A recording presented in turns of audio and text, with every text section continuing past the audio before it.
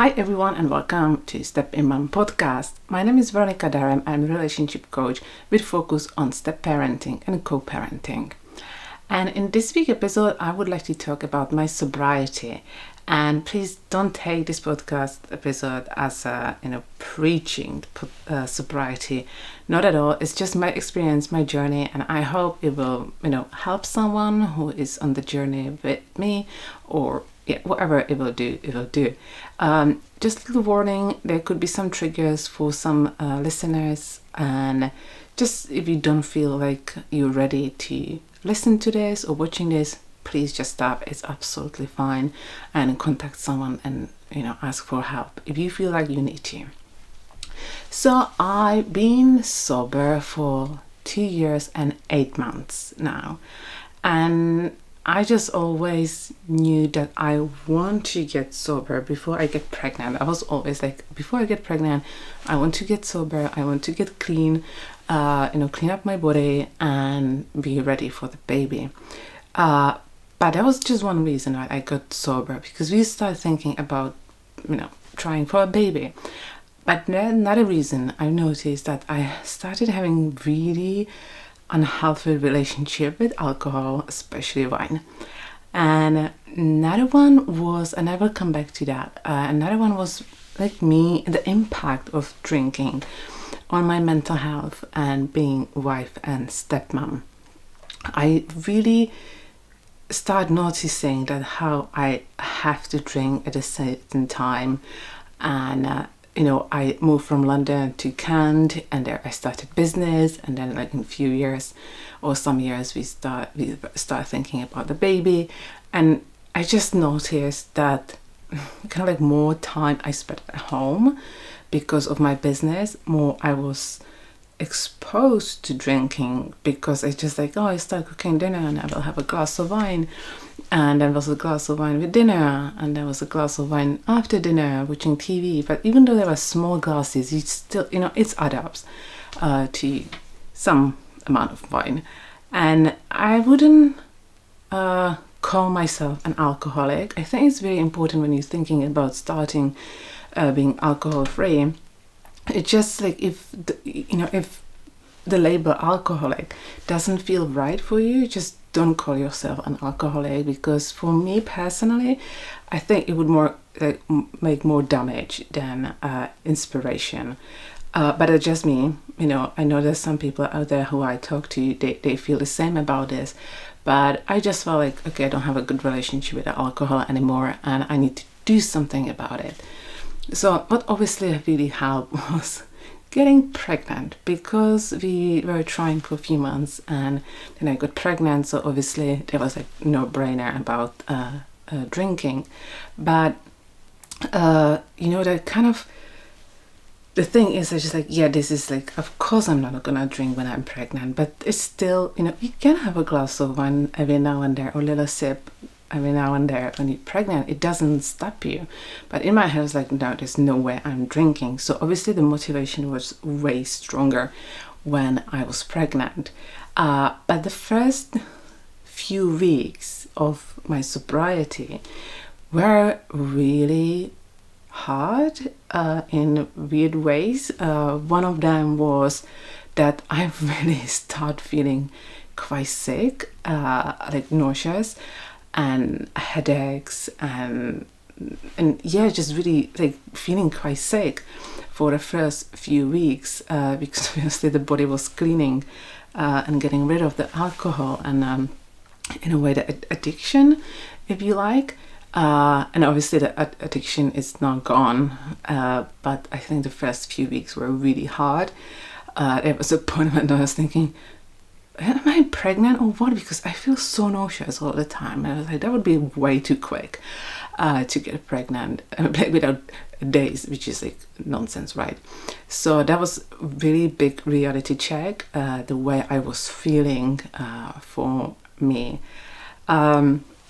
Another thing is, which I experienced for the first few weeks, was that I just didn't know what to do with myself, with my hands, especially in the evening, because obviously After dinner, I would have a glass of wine, or you sitting and you having a drink, so you can like, I don't know what to do with my hands, so I start doing some cross stitching and knitting, or just couldn't sit in a living room and I had to do something else to keep myself busy and to keep the hands busy. So that was one thing. And another thing was that I got anxious exactly at the time when I used to start drinking. I got really just like, what now? What I supposed to do now? Because before I had that thing that helped me to cope with whatever I was dealing with, or helped me. What I was thinking that back then, that the tool that was helping me was the wine, which obviously it's nonsense. We all know that. But the thing is, like, why I missed that, because I thought that alcohol was helping me to be free, to just calm down and feel good. And again, yeah, it works that way, but not really. And it numbed me a lot. The way that I just didn't want to deal with the problem, so I rather would have a drink, and that would help me not to deal with the problem. So when I stopped drinking, suddenly, first of all, I didn't know what to do with myself, and secondly, I had to deal with the stuff I was avoiding, which was all right. It takes time. It's a process, but yeah, the first few months were really hard. Then I got pregnant, so I got pregnant right at the beginning of the pandemic. So, there you go. And so my minds were a bit somewhere else than on drinking. I think what I struggled with as well was who I am without alcohol, because I was always the fun drunk. I was they call me tornado back then, and before, because I was just like, I was fun. I was just, but I was like in a mess, but in a good way. I would get in troubles, but fun troubles. So I always thought, oh, I'm funny when I'm drunk or when I'm drinking. So who I am without drinking. Another thing was intimacy. I'm not saying I always had a drink in order to have sex, but at the same time, like, how that is, that you have a date night, or you have you chill out, you're watching Netflix and you have a glass of wine, and it just keeps you in a good mood. And then suddenly I didn't have that, and I was like, I really struggled with the intimacy. And even after pregnancy, when I know I could drink, so it was kind of like who I am, in terms of intimacy. And another thing was, how do I socialize without drink? Again, most of the time of my sobriety, there were lockdowns at the beginning, so there was no socializing. But luckily, that was helpful. Be honest, that was a silver lining of lockdowns, not socializing and not trying to figure out who I am with wine or without wine. I did struggle with the stigma of the word sober, because every time I feel like when I say I'm sober, everyone like, ooh, so she's an alcoholic. She had to be like drunk every day, and like drunk every day. So I had really hard time to start calling myself sober or saying people I'm sober.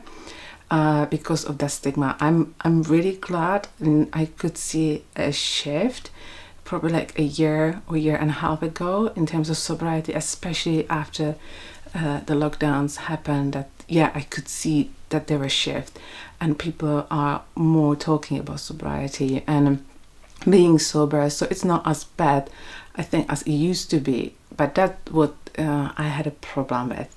Other thing I struggled with, it was explaining myself, like why I'm not drinking. And a lot of people left me alone, because when I was breastfeeding, everyone like, oh yeah, you're not drinking because of breastfeeding, and they left me alone. But then when I said, but no, I'm not drinking because of the breastfeeding, I'm drinking because I don't want to drink anymore because I'm sober, then I start noticing, like, how do I explain myself and why I'm not drinking? And you know what? I realized that I don't need to explain myself. I just say I don't drink. If someone asks, I'm happy to talk about it. If someone asks but doesn't get it and keeps asking really just stupid questions or pushing me to have a drink, then I either leave, I leave the conversation, or if I need to cut the person for some time out of my life, I do that, because it's really worth it. The person doesn't get it. It's just like, why we are even talking about this? It's just like, it's a waste of my time, and it's actually really, really frustrating and annoying. Another thing I was struggling with was like my mindset and how do I calm myself, because before I got angry or I got happy or I got excited. So there was the point when I deserve this, because I had a hard day and or a hard time with something or someone, so I deserve the glass of wine, or I'm happy, I'm celebrating, so I deserve the glass of wine. So suddenly, how do I celebrate who I am? How do I think? How do I calm myself down? So that was another quite challenging things, and I will talk later about what helped me to cope or to transform my mindset. Another thing I struggled with was the joke in society kind of pushing the drinking. So talking about if your mom, you just start drinking at 5 o'clock or 3 o'clock or whatever o'clock, because that's what you do when you're mom. And all these like jokes and presents, or thinking about it's okay the kids are drinking, or just giving a little child or baby a bit of wine to try, or beer, or I don't even know, there's just so many, the kind of expectation that everyone should be drinking that I didn't like. Or I struggled at the beginning because I was just like, yeah, but that was me, or that was what I was used to doing. So there was probably some kind of sense of shame in that as well, about that I was one of them, and now I'm kind of not necessarily judging, but kind of not being happy about being mom and have to drink, or the association with motherhood and drinking. And one more thing I struggle, there are probably more things I struggle, but the one thing is that it's kind of worth to talk about is watching other people drink or being drunk. So I stopped drinking, I think it was 28th of December. So it was just like, I get some drink at Christmas, and then I was just New Year, I was sober already. And I didn't drink. By just seeing, and it was New Year Eve, and just seeing some girl just downing, just downing the glass of wine like it was a squash or water, and being quite drunk quite quickly. And we had a dinner with my husband, and I was like, man, we've been here for like 30 minutes, and that girl she's on the second big glass of wine. And just seeing other people being drunk or drinking and how they behave, to be honest, I was at some point, I was like, oh, it's quite disgusting. And it made me feel like, oh, did I look like that as well when I was drinking or when I was drunk? And to be honest, I was mainly drinking at home because I didn't really socialize. So at that point of when I started being sober, so I just kind of didn't go didn't go out that much, so I couldn't, I just was I like that? I just didn't like watching other people drinking. I did struggle with my husband drinking at the beginning, but he doesn't drink much, so it's completely fine. I did struggle, or I found difficult to see him tipsy. At the beginning, it was just, it was so annoying. I really didn't like who he was.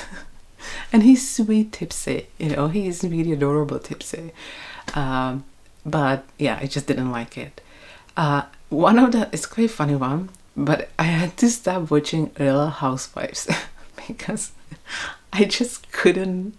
And I can still watch it now. I can't, because I see these women who kind of you would think they have it all. They have the, either the fame, money, everything, and they drink a bit too much, and they behave crazy, and it's just so sad. And I had to stop watching it because I just couldn't. I couldn't watch that. So yeah, there we go. Real Housewives was a fan because I just couldn't. Yeah.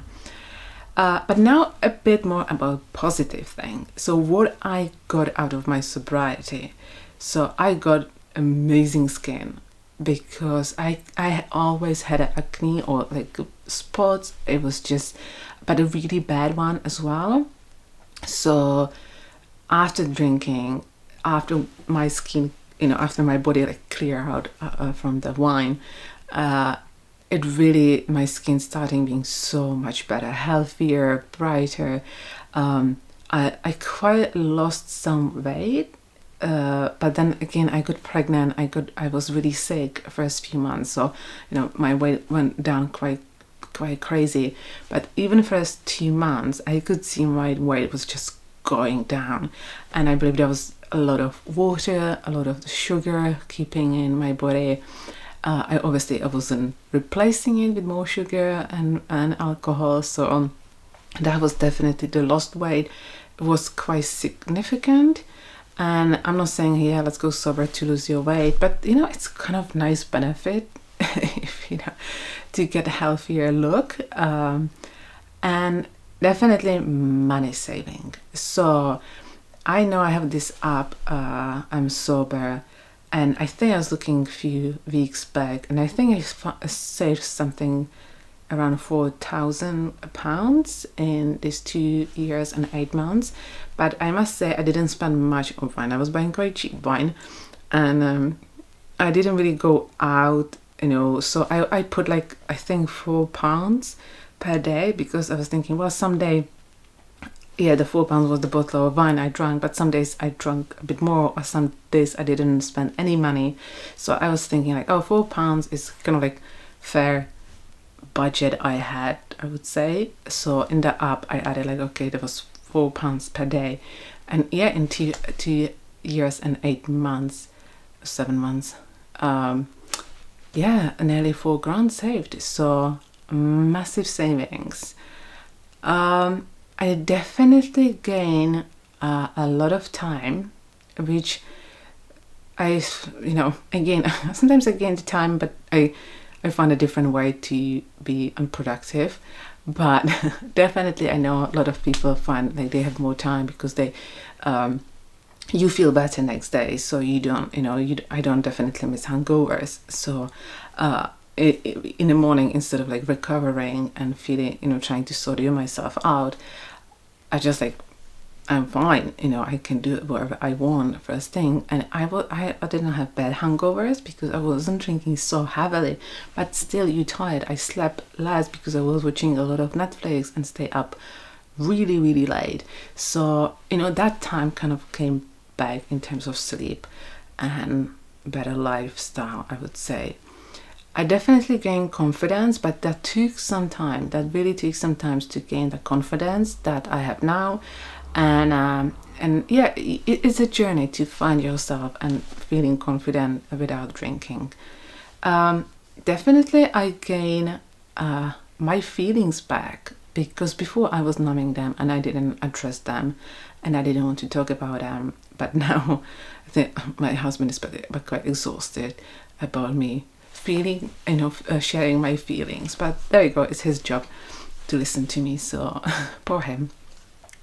And I want to talk what helped me to go through that. I'm pretty sure there's more things I gain, but these are the most important and most obvious things I gain from my sobriety. Another one is what helped was sharing my journey, but when I was ready.